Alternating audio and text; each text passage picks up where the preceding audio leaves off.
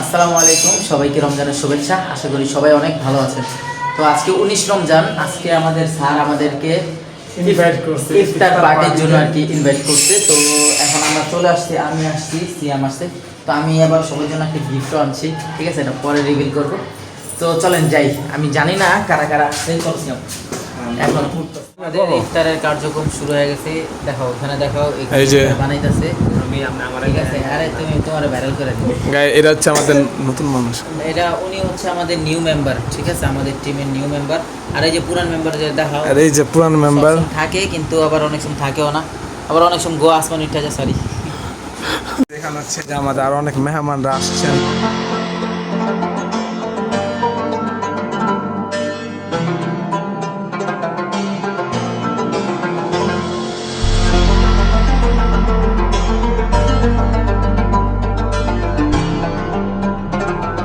আমাদের হচ্ছে একদম শেষ হইল, আর আরেকদম বাকি আছে, এটা শেষ করার পর।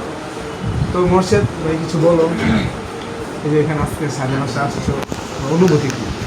অনেক সুন্দর, কারণ আসলে সবাই একসাথে হয়েছি, এটাই অনেক সুন্দর, কারণ অনেক ভালো লাগতেছে।